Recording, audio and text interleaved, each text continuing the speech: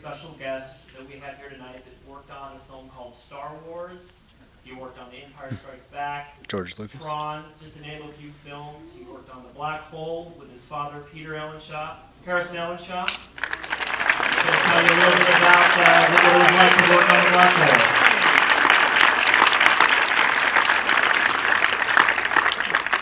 Thank you, Rob, for that very kind introduction, and thank you all for coming out tonight. This is a wonderful series the ArcLight is producing and presenting, and it's very special for me to be invited to introduce what is a very meaningful film, personally, as well as something that's very meaningful for the Disney Studios. And it's nice that the organization of D23 is around to begin to really put some very special moments together like this, and they publish a wonderful magazine and have events, and it's really pretty neat for us old guys who can barely remember 1979, but anyway, that's not the point. The film you're going to see tonight, and probably many of you have seen it at some point in your life, either in the movie theater or you know, at home, is very special in the history of Disney films. It came out in 1979, and this was a few years after a little sci-fi film by the name of Star Wars came out. And a lot of people are under the misconception that Disney decided to put out their version of a sci-fi space film in reaction to Star Wars, when in actual fact the story of the Black Hole, which at that time, before Star Wars, was being called Space Probe 1, was being developed at Disney Studios. Now, Disney Studios at the time was considered a studio that wasn't exactly on the forefront of live-action films, and was mainly known for its family films. So if you wanted to take a family to a film, you went to see a Disney film, and this was the first film from Disney to receive anything other than a G rating. So that was very important, and that was taking a big risk.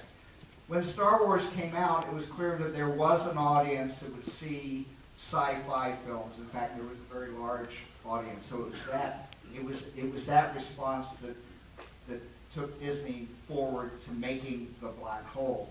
Assembled a great cast.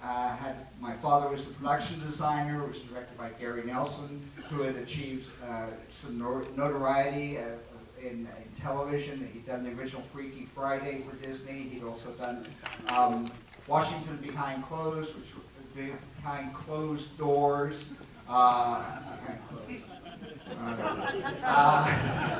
Yeah, it was the other version. So they put Disney Studios, Ron Miller put together a supreme production crew.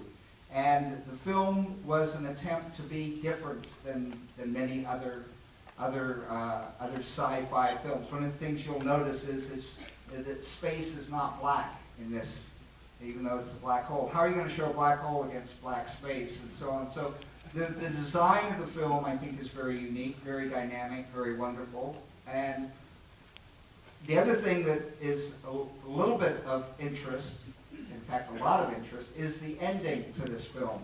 This film was put into production and the ending was unresolved.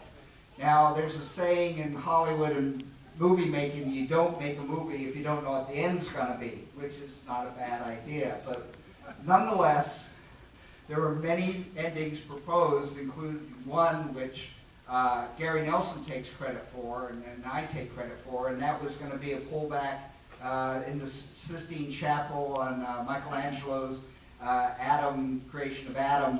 And I thought, gee, I proposed this ending, everybody loved it, and I said, okay, I'll go to Rome and I'll shoot it because, you know, it's my idea. And my father said, no, I'm going to Rome. You need to stay here and finish your work in visual effects.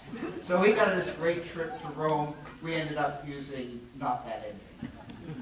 And I'm still a little bit miffed about that to this day. So the ending you see now was literally created, shot. It was never scripted, and it was shot in about a week, just before the film had to be finished. There are no opticals in it. It's all miniatures, and, well, you'll see it.